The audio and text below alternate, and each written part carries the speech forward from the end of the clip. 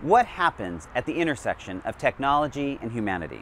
And could that intersection be a window into our future as both humans and leaders?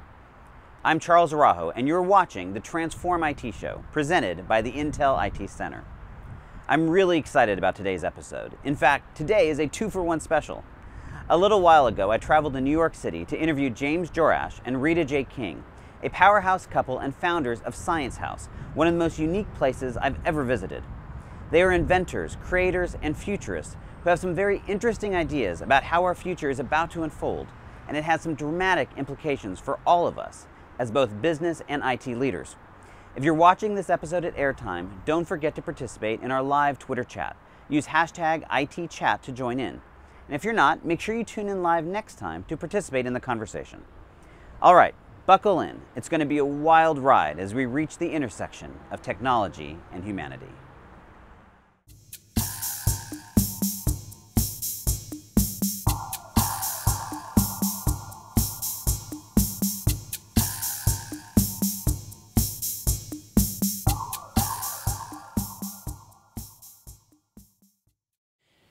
We are here today with James Jorasch and Rita J, the founders of Science House. Rita and James, welcome to the TransformIT show. Thank you so much. So I'm so excited about this conversation. There is just so much to talk about that I almost don't know where to start. But let's start here with the actual name of Science House. You guys, I founded Science House I think a couple of years ago, right? And when we first met, you explained that you saw Science House and kind of really your entire work as the intersection of humanity and technology. And I just found that so fascinating. So why don't you explain just a little bit of what that means? Well, a lot of it is about looking at kind of machines and man and how they work together. And so a lot of the work that I've done, for example, in the inventing side has been looking at how people interact with machines, whether that's a vending machine or a point of sale terminal or whatever. So that interaction, that combination, and that touch point between man and machine is what I found very interesting and what I've done a lot of work in. So that's been sort of a fascination of mine. And I think, look, going forward, the world is just getting much more complicated every day. And those touch points, it's you up against an algorithm, are going to happen all the time going forward. So we got to understand that. So better. You and an algorithm. I was told I can't ask you about chess because that will just send us off on this crazy tangent. No, we cannot go down this. Okay, we're not going to talk. Rita, how about you? What's your take on it? Well, I like to focus on the mindset because right now technology sits outside us, but this is really the last time in human history I think that it will. So right now we perceive technology at, we're human, technology is over there, but it's getting smaller and faster and increasingly permeating everything we do. So there's a lot of fear, understandably, and some of that is very warranted, but I like to focus on cultivating the mindset of collaboration between humans and machines so that we can create things that solve problems for humans and humans capture the value. Let's back up a little bit. How did your respective backgrounds lead you to this point? How did you get here? Well, I'll say that for the last 15 years before Science House, I was doing inventing work. So it was a lot of brainstorming sessions and imagining the future, right? Thinking about what people are going to want in the future. But just to put that in context, I mean, you came to that because you were kind of living that, right? I mean, you were part of the .com. I mean, so just very briefly, what was your background there as far as that brought you here? So I joined a company called Walker Digital. I worked for Jay Walker starting in 1995, and it was a small sort of think tank that had a number of inventors. We came up with ideas, we found patents on those ideas, and then we launched businesses around them. So Priceline was one of those businesses that we spun off among a number of others. But it was a team that was just constantly looking at the market, looking at different industries and saying, well, what's that going to look like 5, 10, 15 years from now? And what are people going to want? And how do we make that better? And then how do you instantiate that in a patent or in a brand new business that we launch? And what I find fascinating is that I think you guys have ended up kind of at the same place or a very similar place, and yet your background is actually very different from that, right? Mm-hmm. So how did that come? My road here was very serendipitous and adventurous. When I graduated from college in 1996, I was driving from New York to California, and my car just kept breaking down, and it broke down in Albuquerque, and I ended up in a bookstore, and I heard people talking about the fact that AOL was opening a call center in Albuquerque. So I thought, I should probably learn how to use the internet. So I applied for a job at America Online, and of course, after one day I quit because I am not the person that you want on the phone. One whole day. Well, I lasted a day, which I credit myself for, because I'm not the person on the phone that you want if something's going wrong with your computer. However, they hired me as basically a vulgarity censor, and I ended up writing a cover story for the Village Voice about this. And the focus of that piece was about terms of service and how corporate terms of service were, people thought they have First Amendment rights, free speech on the internet, but the impact of anonymity really struck me as an emerging dynamic that was going to radically change society, and that really informed the rest of my career. From there, I was a journalist for years, and I focused on large systems. I love the moving pieces of large systems. So the nuclear industry, the relationship between corporations and the government, AI, anything related to technology and people.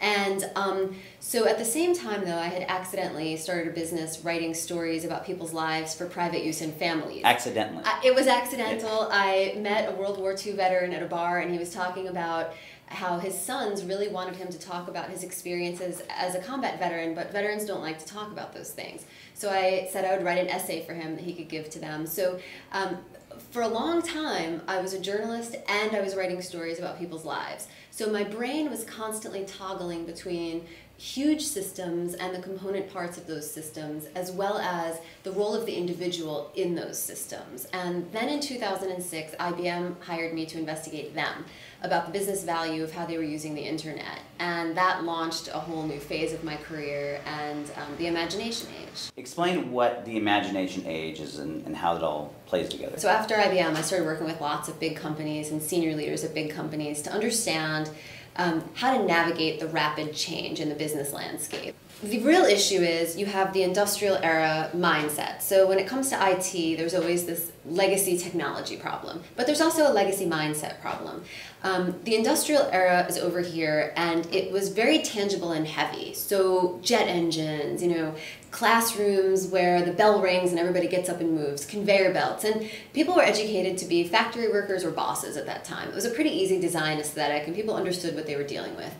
And over here you have the intelligence era, which is largely intangible, invisible, made of software, algorithms, code, the ubiquitous big data, which is really smart data, because lots of data without understanding how to parse it out is meaningless. So it's very difficult to take an industrial era legacy mindset and just keep going faster and faster and faster and shove it over into an intelligence era mindset. So I noticed across industries, all of the leaders I was working with had the same problem. And faster and faster and faster simply isn't going to work. We're still human. Our hardware has not upgraded as quickly as the software that is our culture and our business landscape. So I created the imagination age as a period in between. It sounds whimsical, but really imagination is the workspace of our brains. It is how our neurons make connections between ideas now. So it seemed like a great bridge concept between these two longer eras to say, in this period, we really need to understand what it means to be human, because only in understanding what it means to be human can we start to collaborate with technology, with software, to use math, use data to start solving human problems and spot opportunities. So it's a chance to take a breath. As quickly as we're moving forward, we also need to stop and take a breath. The thing that I know that when you were explaining this to me the first time that you said is that as we transition to these eras, the imagination age is kind of our opportunity to seize control of our own destiny, to be imagining the future that we want and to create it. And I thought that was actually really powerful. One of the things I love about the two of you is that you kind of represent I think the two sides of my life, because I grew up being a techie kind of guy, and then I started realizing this is great, but it's really all about the people, and so my whole career shifted that direction. And you guys kind of personify all of it coming together. I think the other thing that's fascinating is that when we first met you, we had nothing to do with IT, and then we discover, oh my gosh, you guys are now working with a bunch of IT organizations trying to solve a lot of the same issues that we've been working around trying to solve. So how, as you've been working with these IT organizations, how have you seen this idea of the imagination age playing out or affecting them in some ways? The industrial era, the era of physical things, is very easy for the brain to understand. I mean, this physical object, right? 1 million years ago, our brains were optimized to understand objects. But algorithms, code, numbers, that's just not what our brains adapted for. And so we've built all these systems, all these corporate systems, the rules of a company, around kind of physical processes. But now we're in a time frame in an era where it's about the algorithms, it's about the software. And suddenly our brains don't have anything to kind of grab onto. And it's a very different kind of management approach that you need to bring about these radical transformations and real improvements on the software side. Because it's about the intelligence, right? And sometimes one software engineer can do the work of 50 software engineers, if you find the right one. But how do you find the right one? How do you interview for them? How do you manage these people? These are much more difficult and complicated tasks when it's about something as ephemeral as an algorithm. You know, in the old days, if you're hiring a finance guy, you can say, here's exactly what their background is, they know, all this kind of stuff. It's fairly straightforward. Not nearly so straightforward on the IT side. Part of getting smarter as we head into the intelligence era is getting smarter about people. So a lot of what we see is consensus-driven decision-making, for example. Everyone gets put in the room and everyone's nodding, oh, that sounds like a great idea, right? And then everyone's frustrated because nothing gets done. But as long as you respect the person who had the idea, I would argue part of the leadership change in the imagination age is understanding how to redefine something like respect. Respect doesn't just mean nodding when someone's talking and then knowing in your mind you're not going to do anything as a result of the conversation. It's understanding what the mission of the group is and really motivating people and understanding people on a deep level. What makes them want to participate in the mission? And what a lot of companies are facing is that the value that they're used to offering to society isn't valuable to their customers anymore. So if it's not valuable to your customers, you can't reasonably expect your workforce, your ecosystem of collaborators to be excited and enthusiastic about getting out of bed in the morning and working. And as the world changes, that's something leaders really need to deal with. So briefly, I know one of the things that you guys are also doing a lot of work with, and it's related to all this within specifically IT organizations, although I know it's broader than that, is this idea of culture and what you guys call culture mapping. So just briefly kind of explain how you see all that fitting into this. Well, culture tends to be very nebulous. The language around culture is nebulous. People take for granted the culture that they're in and they rapidly assimilate to that culture. We are conditioned from birth to just accept whatever culture we're born into as a fact, and we just start layering it into our reality, and we have elastic brains. And companies have the same exact problem. So anytime you have a culture, anytime two people start interacting, a culture starts emerging. So in the imagination age, leaders have to design the culture intentionally instead of letting it emerge by default. It's a very big mistake to let culture emerge by default. That's something I've worked on with leaders for a long time, but last year, Dr. Simon Sagmeister came to Science House and he had a tool. And everybody has a tool. So I told James, go work in your office, don't even come downstairs. If it's good, I'll let you know later. I texted him within 30 seconds of seeing this that he should come downstairs right now because it was the simplest tool I had ever seen, and the only tool I've ever seen for creating an agile culture. So instead of saying, this is your culture forever now, it enables us to map in a very simple color-coded system the current state of the culture, the desired future state of the culture, and then using a system that's a mix of James's work as an inventor and my work understanding people and Simon's system to rank and prioritize the key action items that will start moving the culture in that direction, with the understanding that it's always a work in progress. So we think about software as a process of design. Why isn't culture similar to software? You know, you can design a culture that's constantly being upgraded and changed and moved around, and there's moving pieces, and this enables us to work with them to say, here's what it looks like, here's what you want it to look like. Let's make this a little bit more personal. You guys are referred to by a whole bunch of different monikers, personas, futurists, inventors, investors, I mean, clearly in the traditional sense, but I think also in a more esoteric sense of investors in people and in ideas, right? And I think that as we look forward, I mean, certainly my vision of where the future of IT is going, and even broader, the future of business in general, is that it is actually those same skills that people are going to have to embrace. To your point, they have to become much less robotic and be much more engaged in how they're creating new ideas. So from your own personal lives and your own experiences, are there anything specific that stand out that helped you? I mean, I'd like to think that you guys weren't just born amazingly brilliant. At least for my own sake, I hope that that means there's hope, right? That we can all start embracing some of this. So I mean, from your own lives, how did you develop this perspective? My perspective on inventing, at least, I think I think it's a great skill to have in the world of IT, partly because it just forces you to think about what the customer or the end user really needs and their experiences. So it's thinking about the most mundane of transactions and just put yourself in the shoes of that other person. You know, a lot of companies talk about, well, we're customer focused. And we hear that a lot, but when you start asking them questions about, well, exactly who are their customers and how do they behave and what do they like? What are the emotions being experienced by their customers? Sometimes they start not giving as many answers at that point. So I think that inventing really forces you. You really can't invent unless you can step into the shoes of that end user and that customer, understand what they really want, what drives them. I mean, getting back to what Rita said, I mean, as a human being, you are driven largely by your emotions.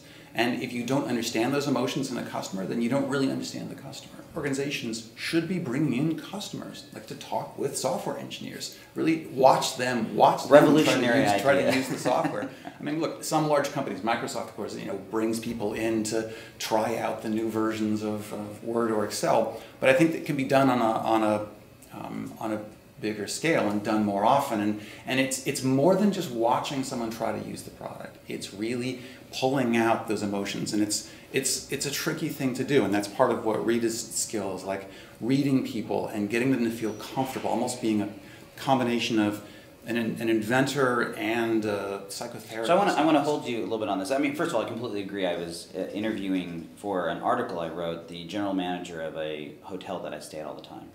And we were drinking wine together, and he found out I was in IT, and he just like let loose on me. And his core message was, he says, if the people in IT would literally just come and spend one day with me to see how I use this technology to try to take care of my guests, it would change everything. And so it is about, I think sometimes we try to create these little focus groups, and it's too narrow. It's about getting out there and the experience. That's what I was going to say. Actually, for me, the answer to your question is I just do lots of stuff. I don't think that anyone is necessarily born more creative than anyone else. I think one of the biggest mistakes we make in business is assuming that there are the creatives over there with their zany socks and hairdos, and over here the people in the suits and ties.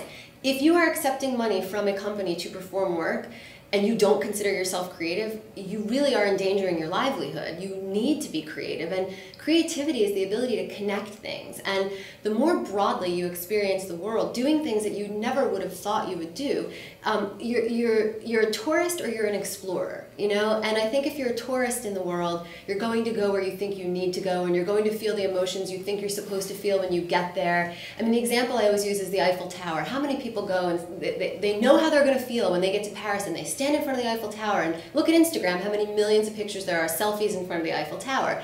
You know before you go how you're supposed to feel. And there's millions of examples like that in life. But if instead you treat life like an exploration, like a story, and not just that you're the hero in your own story, but everyone is potentially the hero in their own story, how are you helping them, and how are they collaborating with you? And if everyone was focused on finding some sort of meaning in their day-to-day activities, business would improve dramatically, because people would be invested in the process and they would believe in what they were doing. And it's not just something superficial. It's not just a message that you give people. It's really motivating people to explore the world and their role in it. We have big problems that we need to solve together, and science plays a role in that, and art plays a role in that, and business plays a role in that. In my opinion, everything else is sort of under those three umbrellas in some way. So are you telling me that I'm the only guy that went to Paris and the Eiffel Tower and I didn't take a picture of myself, and I'm like really weird because of that? I congratulate you. So I'm curious about something. Do you, and I know you guys are married, but it's okay for you to disagree. Do you agree with? No, it's not okay. No, it's not okay. Okay, well. I mean, because I think this is an interesting question. I talk about creativity in the IT world a lot. I mean, what about and again, I want to kind of get to the real James deep down as far as, do you consider yourself a creative person? And if so, were you always, or did you have to create that or develop that? And how'd you do it if you did? I would say my creativity is normal, average. The key, I think, is to really get outside, to not look inward, but to look outward. So if you're at a company and you're doing medical devices, don't study, look, you need to study medical devices, but don't limit yourself to that. And a lot of people, they go to conferences on their industry. They'll read books about their industry or journals about their industry. They'll talk to, their friends are in their industry. And when you do that, you're not you're not connecting enough ideas.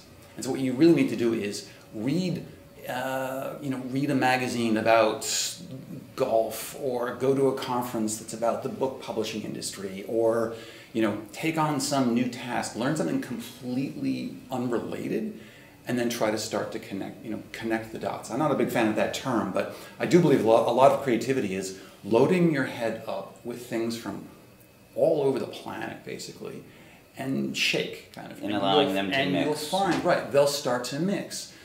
Because so many times an innovation in an industry came from outside and got kind of transplanted and pulled into that industry. So you got to keep your eye looking outside and seeing those things out there. So I mean, every company I think should have a few people on staff whose job is to say, we're looking out there and we want to grab something. We see some new thing, new technology, new algorithm, new whatever. Grab it, pull it in, work it into your company, and just keep doing that. Well, you said it's okay for us to disagree, so I guess I will disagree. I will disagree with James, who says that his creativity is average. It's not. And the reason it's not, and I know what he means by that. He means anyone can do what he's doing. So I do agree with that part. But what makes him more creative than almost anyone I've met in my life is that he's open-minded, and we're both improv people. So we see an opportunity and we feel it out. And there may be something we learned here and something we learned here that we bring together. And we do have very different perspectives. We're very similar at our core, but we're very different on the edges.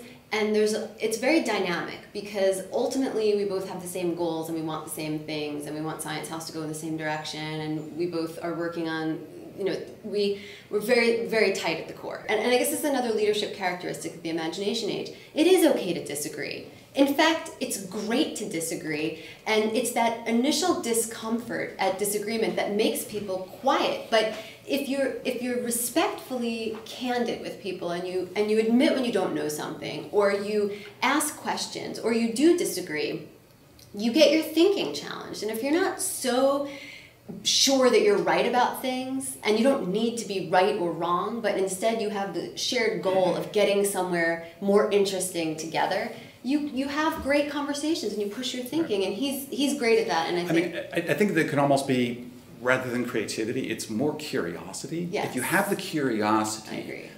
you're going to start pulling that information in. There's creativity everywhere too. Everywhere. And if I tell people, do something creative, I mean, that could be doing a painting, but it could be stamp collecting. But if you do stamp collecting, really do it. That's the key. And that's kind of the key to deliberate practice. Like, it takes 10,000 hours to be a master of something. Well, it's not exactly 10,000 hours. It's 10,000 hours spent in deliberate practice, which means things like work on your weaknesses. And deliberate practice should be very hard. Instead of playing the guitar and just playing songs, it's about playing the scales and really the drills. Right. And so I think for people who want to develop their creativity, you can do anything. I mean, look, creating Zen gardens out of rocks, or teaching your kid science, whatever you do, there's creativity and intelligence and interesting things everywhere. And everyone just find in the them room and keep digging. has something they can teach you. I mean, this idea that I need to be the smartest person in the room, you're never going to be the smartest person in the room, because everyone in that room is smarter than you at something. So if you come into the room and listen, and you want to learn from everyone else what it is you don't know already, rather than making sure everyone knows what you know already, you learn from each other and you grow. And I think the core of our marriage and our business and everything is we're in a state of constantly learning, and we're not experts at anything. No, but in today's world, with everything changing constantly, thinking that you are an expert is dangerous. That's the reality. Too many companies think, well, we got it figured out, and we're all set, and we're just going to continue down this path. But that's just not the way it's going to work. The world's changing so fast. The minute you think you know what you're doing, your competitor, right at that moment, is moving past you. I always have my favorite phrase. I always tell people, if I'm the smartest person in the room, then I'm in the wrong room. Right? Right. So, all right. So we need to bring this to a close, and I think that I think you both have a very fascinating perspective, and you certainly have some. And I actually think you hit on it, right? You have some very strong ideas about where the future is going or what the future holds, and yet, to a large extent, the big message is we can shape that future, and it's not really known. It's not like you have this really finite vision. This is exactly what's going to happen. It's this idea of where things are going, and yet we're in control. So, if you're speaking here to the future IT leaders, what is the one thing that they can and should be doing tomorrow to put themselves on this path, a path similar to yours where they can kind of gain this perspective and this outlook that will help them be better leaders in the future? Well, what kind of future do they want to live in? And then are they constantly moving in the direction of the future they want to live in? I mean, that's how we run Science House.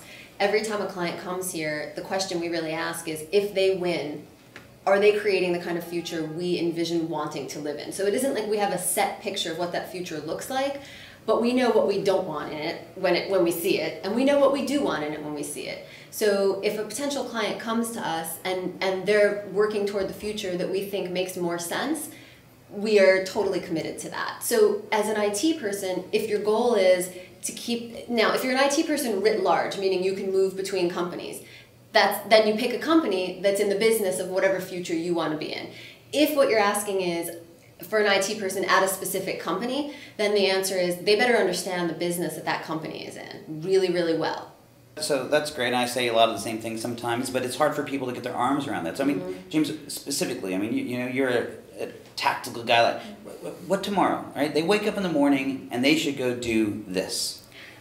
Look, IT isn't just the part of the company that, you know, it's not a cost center. It's not the part of the company where the business side wants something, they go to IT, they do it, and they hand it off. Going forward, IT really needs to be leading the company, and that's a very different kind of perspective shift. And to do that, it's going to take, as Rita was saying, an awful lot of conversations and an understanding of the rest of the company. These IT people need to know, what is HR doing? What is finance doing? And how is IT going to transform that? Because that's going to be the key to transformation in all business, is going to come through IT. These algorithms will touch everything. Every company is a tech company now. Right. There's no exceptions. And if you think that there's some department, if you think HR is, they don't really need all that much tech, they do. Every department needs it. They don't think they need it, okay, but you can create algorithms that will make their business so much better, so much more efficient, that will allow your company to survive. So I would say the first thing I would do would be meet with the heads of all the other departments and start to really understand, interview them, ask them questions. What are the challenges? What are the problems? You know, where do they spend most of their time? And then start to think about, well, all these new IT tools that we have, and it's mobile and it's cloud and it's AI, how are those things going to be used to solve those problems and to move them forward? And that's, I mean, that's a challenge, but we really got to get going and do it. The companies that survive are the ones that can do that. All right, Rita, I'm going to give you the last word because I know you're going to take it anyway. Am I that predictable? You are that predictable. What is it that the one thing in the morning that everyone after watching this should go do tomorrow to start putting themselves on this path? Something different than they did yesterday. Something, surprise themselves. Surprise themselves. Just do something that anything. It doesn't matter how simple. I would say simpler the better. Go have an adventure. It could be just going someplace you've never been in your own neighborhood, reading a book outside your normal area, talking to a person in a way that, talk to a stranger. Start with that. Go talk to a stranger. Perfect. Thank you both very much. It has been a pleasure to have you on the show. You're two of my favorite people to talk to, so thank you very much for being here. Thank you so much. Thank you. Wasn't that an intriguing conversation with a couple of brilliant people? I mean, I love how they just look at things so differently and challenge us to really imagine what the future may hold for us and how it may be dramatically different than the world in which we now live. Their big message is that we are in the middle of a transitional time as we move from the industrial era to what they call the intelligence era, putting us smack in the middle of what they call the imagination age, a time in which we are free to imagine our own future. That's powerful, and it can be a bit overwhelming. But the key takeaway is that what we are living through right now represents a fundamental shift. This is not just your run-of-the-mill change. This is big, perhaps even life-changing. But also that we are in control of our changing future.